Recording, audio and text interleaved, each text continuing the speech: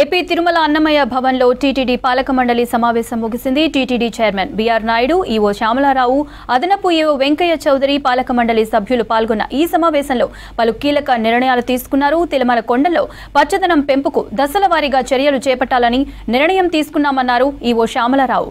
TTD పరిధిలోని ఆలయాల అభివృద్ధి చేస్తామన్నారు. నిపుణుల కమిటీ సూచనపై స్విమ్స్ హాస్పిటల్లో ఖాళీగా ఉన్న 597 పోస్టులు భర్తీ చేయాలని నిర్ణయం తీసుకున్నట్లు తెలిపారు. ఇక తిరుమల ఆలయ భద్రత దృష్టిలో ఉంచుకుని యాంటీ డ్రోన్ సిస్టమ్ తీసుకురావాలని నిర్ణయించామన్నారు ఈవో శ్యామలారావు.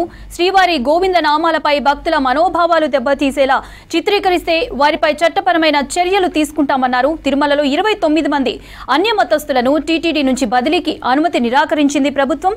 దీంతో వారిని స్వచ్ఛంద పదవి విరమణ చేయించడానికి స్కీమ్ ప్రవేశపెట్టింది టీటీడీ.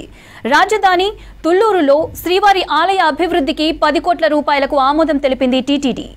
ఈ విశ్రాంత భవనాలు ఏవైతే ఉన్నాయో, ఈ కాటేజెస్, గెస్ట్ హౌసెస్, వీటికి వేరే వేరే కంపెనీల పేర్లు ఉన్నాయి. ఈ కంపెనీల పేర్లు ఉండకూడదు.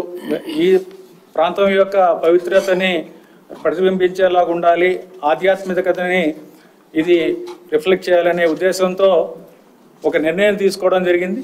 వీటిల్లో 75 పేర్లను కూడా టీటీడీ ఎంపిక చేయడం జరిగింది. అలాగే బిగ్ క్యాంటీన్లు, జనాతా క్యాంటీన్లు ఏవైతే ఉన్నాయో, గతంలో క్వాలిటీ మీద ఒక ఇంపార్టెన్స్ లేకుండా, ప్రాధాన్యత లేకుండా ఎవరు ఎక్కువ టీటీడీకి ఆదాయం ఇస్తారో వారికి ఇవ్వడం జరిగింది. ఈ ఆదాయం ప్రాతిపదికగా టెండర్ పిలవడం వలన అందరూ కాంపిటీషన్లో ఎక్కువ రేటు వేయటం, ఎక్కువ రేటు ప్రజల నుంచి ఛార్జ్ చేయడం, వచ్చిన వారికి, తినడానికి వచ్చిన వారికి.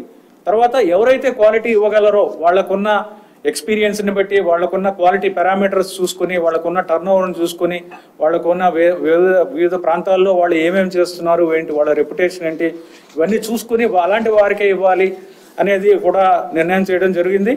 అలాగే క్షేత్రస్థాయిలో కూడా మనం వెళ్ళి దాన్ని పరిశీలించి, ఒక టీం వెళ్ళి పరిశీలించి ఎలా ఉన్నాయనేది కూడా చూసుకుని, వారు వేరే చోట నిర్వహిస్తున్నప్పుడు ఎలా చేస్తున్నారు అనేది చూసుకుని, వాళ్ళకి ఏమైనా బ్రాండ్ రికగ్నిషన్కి అవార్డ్స్ ఏమైనా వచ్చాయా, వాళ్ళకి ఎలా ఉన్నాయి, వాళ్ళ రేటింగ్స్ ఏమున్నాయా, ఇవన్నీ కూడా చూసుకున్న తర్వాత ఎవరికి ఇవ్వాలనేది బోర్డులో నిర్ణయం తీసుకోవడం జరుగుతుంది.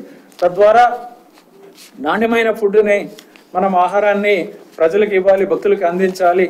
అలాగే ఆకస్మికంగా పాప వినాశనం ప్రాంతాలకు చాలామంది భక్తులు వస్తారు. మీ అందరికీ తెలిసిందే, 10,000 నుంచి రోజుకి 15,000 మంది భక్తులు వస్తూ ఉంటారు. ఇక్కడ అంతా కూడా ఇక్కడ వాతావరణం చూస్తే మనకి చాలా గందరగోళంగా కనిపిస్తుంది. ఇక్కడ పార్కింగ్ అనేది సరిగ్గా లేదు, వాహనాలు పెట్టుకోవడానికి పార్కింగ్ సరిగ్గా లేదు.